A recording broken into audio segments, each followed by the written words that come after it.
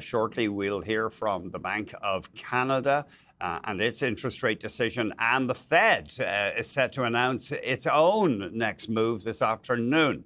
Let's get more from David Burrows, President and Chief Investment Strategist at Barometer Capital Management. Great to see you as ever, David. Thanks very much. What in particular will you be looking out for from the Bank of Canada today?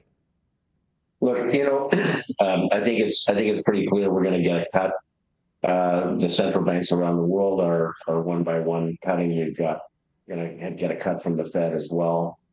I think it's a tricky time because while inflation has been coming back toward the Fed's targets, for the Fed internally, like 72% of the components of CPI are trending at higher than the 2% target rate, and the percent of components coming in above 2 is rising. So it's a tricky time. There's a lot of debt out there, and so central banks do need to cut right now with some of the question marks around employment. But we think that there's a real risk that inflation reaccelerates, and the market kind of is giving us that message. What about, I got to ask you about Nvidia at $5 trillion US. I mean, I know it's highly profitable. I know they have a dominant position, but in theory, you should only be valuing the company at that if you think it'll earn those profits. $5 trillion in earnings? Look, it's a tough one for investors because it's such an important stock. Of course, we own it in portfolios and largely have owned it over the last 3 years.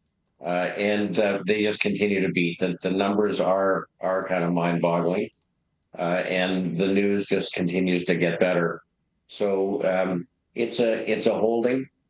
The truth is the U.S. market is becoming more and more an AI economy. It's sort of a one-way trade. And so we think that maybe it's a good idea to be looking outside the U.S. as well, alongside companies like Nvidia.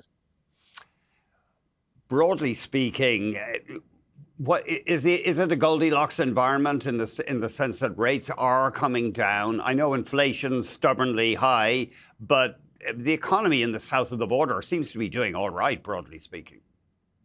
Yeah, I think that it is. Certainly you don't ever want to fight liquidity. Liquidity is finding its way into the market, but it's an increasingly selective market. Yesterday was the worst day for market breadth on an up day since 1990. So what do I mean by that? Of the 500 companies in the S&P 500, 100 were up and 400 were down. So 400 companies down on the day, 100 up, but of course some very important ones up. Mm-hmm. We like to see expanding breadth where more and more securities are participating. And the U.S. market has been going through a narrowing as people are becoming increasingly focused in a small number of stocks. That's actually very different than what's happening in stock markets around the world, where internationally breadth is expanding.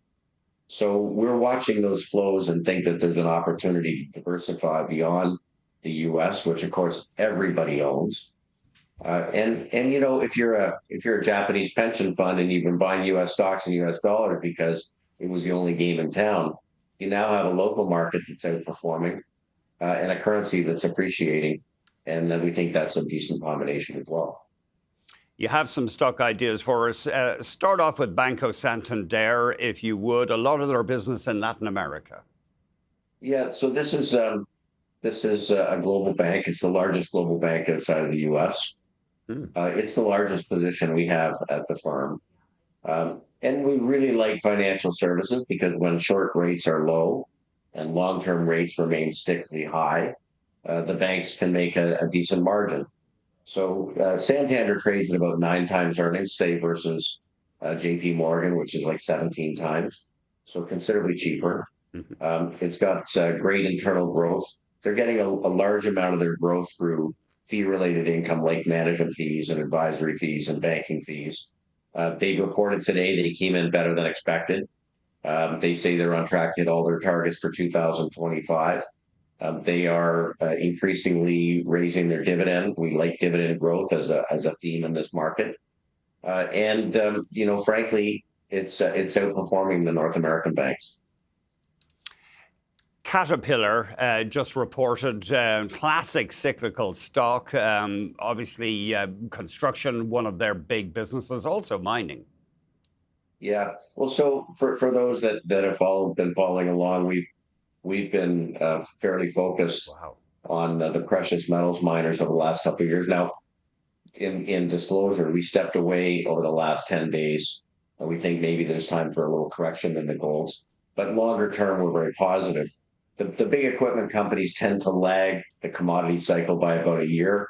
And both Caterpillar and Finning are definitely participating at this point. But boy, the Caterpillar earnings were great. They were expected about $4.50. They came at $4.95. Their order volumes grew 25% year over year. So as the resource companies are becoming more cashed up, of course, they need to buy equipment. The dealer inventory is declining. And interestingly, they do have a business that is the fastest growing business that nobody's talking about. And they have a gas turbine power generation business, which is sub 100 megawatts. And they are selling these into the data center market, which is a hidden growth engine inside Caterpillar, which we think they will start talking more about over the next little while. That's interesting. Yeah, that I think not many people know about that whole power equipment line angle to Caterpillar. We're very tight for time. Tamarack Valley, what's your take on that one? Yeah, look, energy's been in purgatory. There are a few leaders. Tamarack Valley's a leader in the Clearwater. They've been using water flood technologies to stimulate their wells. They just continue to be a leader, continues to make new highs. And we want to own the leaders as energy starts to come out of this funk that it's been in. Thank you very much, David. Always great hearing from you. Thanks for having me, Andy. David Burrows of Barometer Capital Management.